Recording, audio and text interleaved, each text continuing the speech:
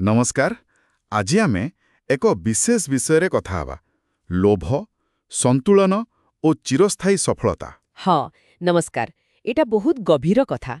आमे जो विचार को नहीं आलोचना करूछु सेथिरे कुहा जाइछि जे लोभ केमिति गोटे माने नीरव विनाशकारी ठीक आउ कोनोसी भी जिनसर अत्याधिकता से जहा भी हो शेषरे भल फल दिएनी, विशेष करी सफलता क्षेत्र रे। हाँ, एठी सबुठु गुरुत्वपूर्ण कथाटा हैला सेइटा हैला संतुलन और संयमता। संतुलन आउ संयमता। हाँ आम विचार अनुसारे ए दुईटा जिनस ही होची दीर्घस्थायी माने चिरस्थायी सफलतार प्रकृत चाबिकाठी। तेबे लोभ तो आमको बहुत शीघ्र आगको नेला भली लागे ना? लागे, निश्चय लागे, किंतु सेइटा केते समय पाई से रास्ताटा बेसी दूर जाएनी। शेषरे केउठी ना केउठी अटकी जिबाकू पड़े किंबा पूरा उल्टा भी हुई पारे। अच्छा, किंतु ए कथाटा शुणिबाकू जेते सहज लागुची प्रकृतरे प्रइबा माने बहुत कष्टकर ही नथिबो। हाँ सहीटा तो अछि।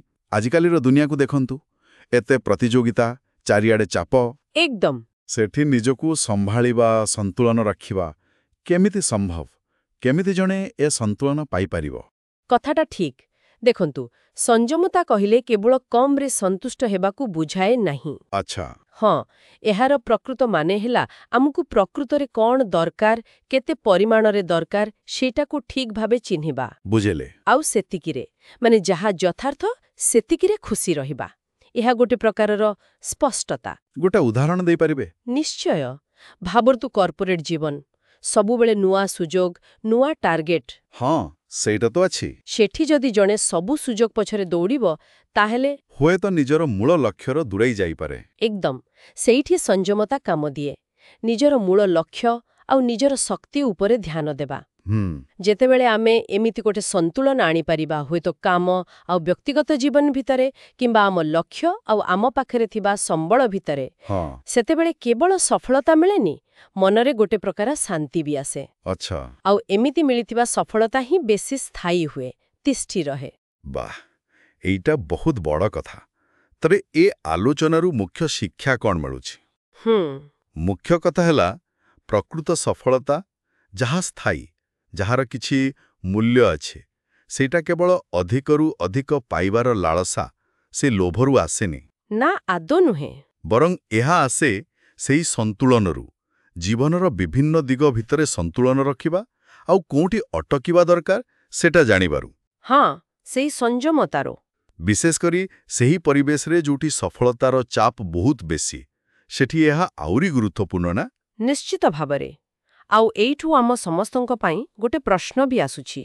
की प्रश्न? जदि आमे निज निज जीवन को देखिबा, केउठी केउ जागरे ए संतुलनर अभाव अछि बोली लागुछि। भाबिबा कथा। केउठी आमे बोधुए टिके अधिक लोभ करूछे किंबा गोटे दिगकू एते गुरुत्व देउछे जे अन्य दिग पूरा अवहेलित होई जाउछि।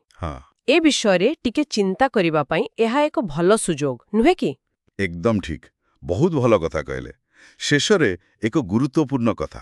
हाँ कहंतु। आमे जेउ एही मूल्यवान विचारगुड़िक उपरे आलोचना कले, एगुड़िक रूपेश दिलसे नामरे परिचित। अच्छा। या श्री रूपेश जैन को निज जीवनर अनुभूति, विशेष करी तांको कॉर्पोरेट जीवनर यात्रारू मिलिथिबा अभिज्ञतार उपरे आधारित। एहा तांकर निजस्व विचार। बहुत भल। निज अभिज्ञतार शिखिथिबा कथा सबुबेले अधिक मूल्यवान। निश्चय। तेबे आजी पाई एतिकी। धन्यवाद। धन्यवाद।